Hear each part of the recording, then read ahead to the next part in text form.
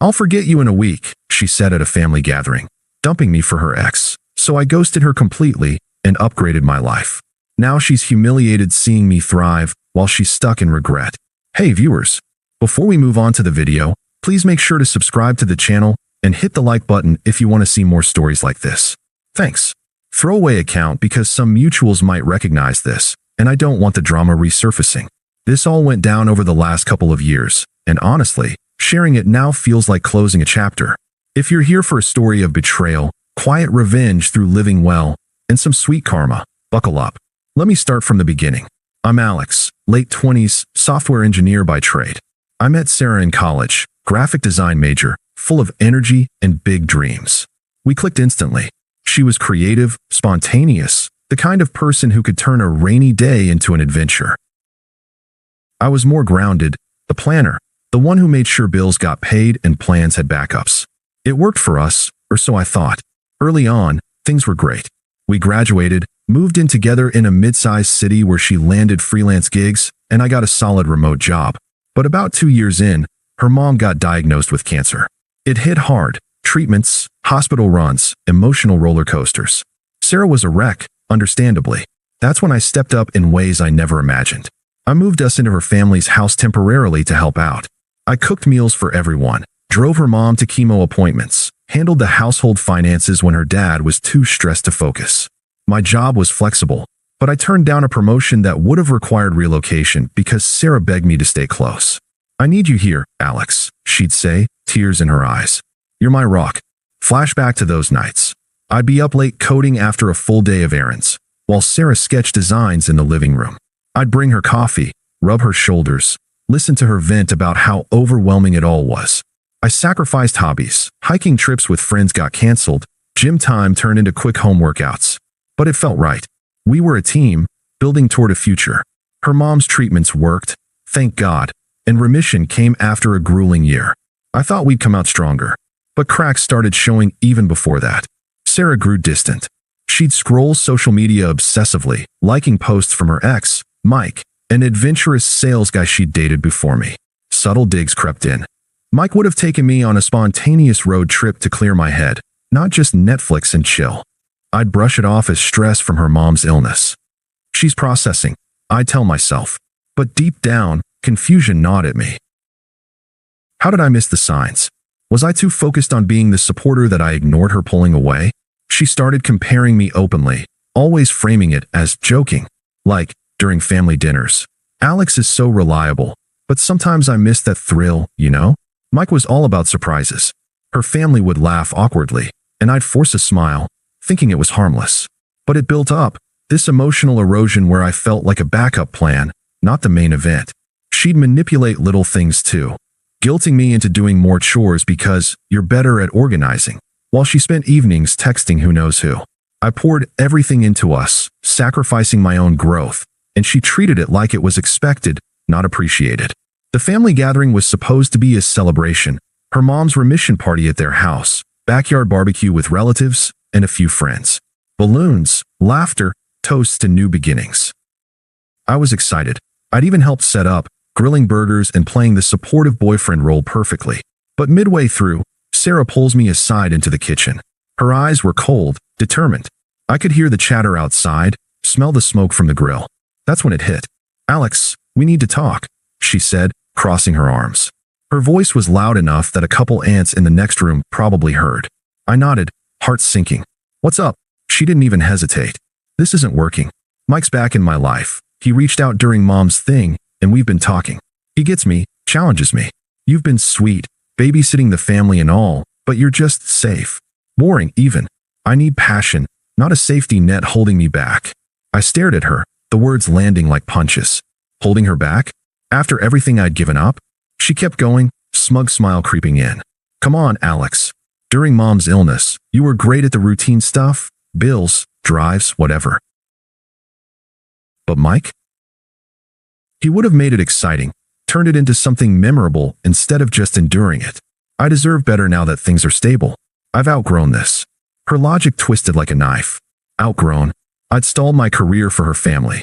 Deserve better? As if my loyalty was a flaw. And saying it here, at a family event?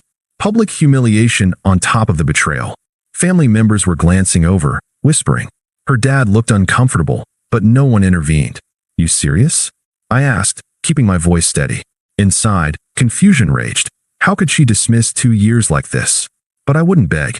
Dead serious. She laughed lightly, like it was no big deal. I'll forget you in a week, Alex. Mike's the real deal. He pushes me, excites me.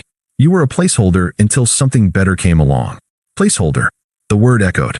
Her ex, Mike, the guy who dumped her before for being too clingy, now suddenly her upgrade. She'd been emotionally cheating, comparing me to him constantly, manipulating me into thinking it was just banter. And now physical too? The signs clicked, late-night texts, work, meetups that smelled like cologne. I felt the unfairness burn. After all I'd sacrificed, this? But outburst? No. Confrontation? Pointless. If that's how you feel, Sarah, then we're done, I said calmly, no emotion cracking through. I grabbed my jacket from the chair, nodded politely to her family as I walked out, awkward silences trailing me, and drove away. No slamming doors, no yelling. Just detachment. That night, back at my apartment, I packed essentials. The silence was deafening. I replayed her words, the smugness, the twisted justifications. How she'd framed my support as a burden, my stability as weakness. Confusion turned to quiet resolve. This ends now. I blocked her number, socials, everything. By morning, I was on the road to a new town a few hours away, accepting that delayed promotion. Lead developer role, better pay, fresh start. I ghosted her life completely. No goodbye note, no drama. She wanted to forget me? Fine. I'd make it easy. The first weeks were rough. I'd wake up replaying the gathering, the laughter outside while she gutted me inside. The unfairness sat heavy. I'd given up promotions, friends' trips, my own peace for her, and she repaid with betrayal. But I didn't lash out. Instead, I sat with it, let the silence teach me. Therapy helped. Unpacking how I'd ignored red flags, how her manipulations had chipped away at my self-worth. Slowly, vulnerability faded. I hit the gym hard, rediscovered hiking, built a routine that was mine. Work thrived. I led projects that got noticed. For the first time in years, I felt free. Months passed in that new town, and I threw myself into rebuilding. The promotion came with a corner office, figuratively, since it was still remote half the time, but leading a team on cutting-edge projects felt like a lifeline. I coded by day, hiked trails on weekends, the same ones Sarah had mocked as predictable outings for boring people. Turns out, scaling a mountain solo cleared my head better than any argument ever could. I joined a local gym, not for show, but for me. Pounds dropped, confidence built. Nights were rough at first, replaying her words from that kitchen. Placeholder. Safety net. The unfairness lingered like a bad taste. How I'd put my life on hold for her family, only to be discarded like yesterday's news. Confusion morphed into quiet anger. Why had I let her manipulations slide? The constant comparisons, the guilting into more sacrifices while she eyed her ex. But I didn't dwell in bitterness. Instead, I sat with it, let the silence amplify the lessons. Therapy sessions helped unpack it all, realizing I'd been emotionally abandoned long before the breakup. Vulnerability faded, clarity emerged. She taught me my worth. I told myself one evening, staring at a sunset from a peak. Time to build on that. No contact from my end. I'd ghosted completely, new number forwarded from the old one, but I ignored any pings. Social media? Locked down or deleted. Mutual friends got vague updates. I'm good. Moved for work. But word trickled in eventually, through the grapevine. About 6 months post-breakup, a former buddy messaged, "Dude, Sarah's life's imploding. Thought you should know." Turns out, Mike, the exciting ex, wasn't the upgrade she'd boasted about. He was married. For starters, something she'd conveniently ignored or not known. Their affair blew up when his wife found texts, confronting Sarah publicly at a coffee shop near her freelance spot. Screaming match, photos snapped by onlookers, the whole mess splashed on local social circles. Mike's sales job took a hit too. Company drama from his serial cheating. Turns out Sarah wasn't the only side piece, leading to a demotion and eventual quit. He ghosted her overnight, leaving her to deal with the fallout alone. Sarah's freelance gigs dried up fast. Clients in the design world are picky about reputation. Whispers of homewrecker and unprofessional killed contracts. Friends who'd laughed at her jokes about me? They distanced themselves when the truth surfaced. No one wants drama that's sticky. Her family was strained too. Her mom, grateful for my help during the illness, reportedly called her out for the betrayal, but Sarah doubled down, blaming everyone else. Isolation set in. She posted vague, pity-seeking updates online. I heard, didn't look, but likes dwindled. Financially, she unraveled. Bills piled up without my boring stability to cover them. Karma didn't strike like lightning. It eroded slowly, realistically, from her own choices. Meanwhile, I thrived quietly. Landed a side project that paid bonuses. Met a woman named Emily at a hiking group. Smart, kind, no games. We clicked naturally, no comparisons needed. Life felt earned, not endured. The attempt started around the 8-month mark. First, an unknown number. Hers. Probably a burner since I blocked the original. A text. Alex, it's Sarah. I miss you. Mike was a huge mistake. Can we talk? I realize now how good we had it. Sweet, nostalgic, like she'd just had a minor lapse. I stared at the screen, feeling nothing but mild annoyance. Delete. But she persisted. Another. Please, Alex. Things are rough. Remember the good times? You were always there for me. Escalated to calls, voicemails piling up. Alex, pick up. I was wrong. Mike turned out to be a liar. Life's falling apart without you. I need my rock back. Then the toxic brigade kicked in. Her sister, Lisa, called from her number. Rude, entitled tone I'd forgotten she had. Alex, this is Lisa. You're being so petty ignoring Sarah. She needs you right now. Man up and call her back. After everything she went through with Mom, you owe her that. Owe her? The hypocrisy burned, but I hung up mid-sentence, blocked. Mutual friends jumped on the bandwagon too. One texted, "Hey man, Sarah regrets it big time. Don't be a jerk, give her a chance to explain." Another, "She's crying every day. You ghosting is cruel after how supportive you were." Unpleasant guilt trips, laced with judgment, as if I'd been the villain.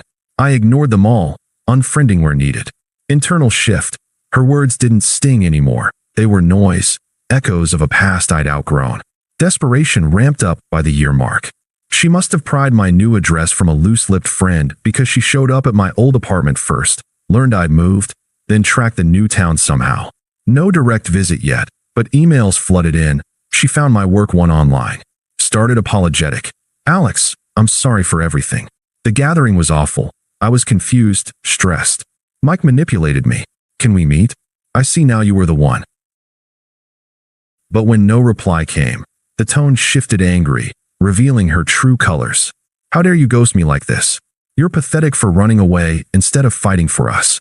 I gave you chances during the hard times, and now you're punishing me? Hypocrite." Twisted logic again, framing her betrayal as my fault, her manipulations as chances. One voicemail raged. "You think you're better off? Fine, rot alone. But you'll regret this when I'm back on top." Her hypocrisy shone, the same smugness from the breakup, now laced with desperation. Friends and family piled on more. Her dad even texted awkwardly. "Son, Sarah's in a bad place. Talk to her." Unpleasant pressure, but I stayed silent. Peace was mine now. Why invite chaos? Fast forward to about 18 months later, a mutual friend's wedding in our old city. I debated going but decided yes. Emily encouraged it, and I wouldn't hide. The venue was a charming garden setup, string lights twinkling, laughter everywhere. I arrived with Emily on my arm, feeling composed, evolved. Spotted Sarah across the lawn, alone, disheveled compared to her usual polished self, nursing a drink. Our eyes met. She beelined over during cocktail hour, eyes pleading. "Alex, oh God, it's you," she said, voice shaky. "Please. Mike cheated on me multiple times, left me broke after the scandal. Clients ghosted, friends too. I see now, you were the one. I was confused, blinded by his excitement. Forgive me? We can start over." Hypocritical pleas, twisting her choices into confusion. Begging now, where she'd once dismissed.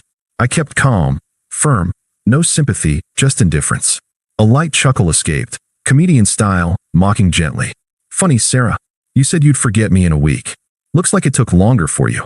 Mirrored her logic. "You deserved better? Well, I found it, without the drama or comparisons. Focused on growth. I've built a life here. New job leading teams, hikes that aren't boring, And yeah, someone who values loyalty. Nodded to Emily nearby, chatting with guests, the upgrade visible, her warmth contrasting Sarah's desperation. She faltered, tears welling.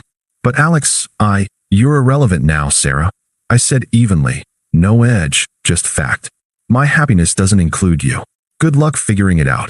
Walked away, joining Emily as friends congratulated us on our engagement, news we'd shared quietly. Sarah stood humiliated, ignored by the crowd who'd once sided with her excuses. Power flipped. She desperate, me thriving. Karma's real, folks. I've moved on completely, thriving while she's stuck in regret. Update. Blocked her for good that night. She's a lesson, not a loss. If you're in a similar spot, remember, dignity wins. Thanks for reading. Thanks for watching. Make sure to subscribe to the channel and hit the like button. What do you think about this story? Share it in the comments.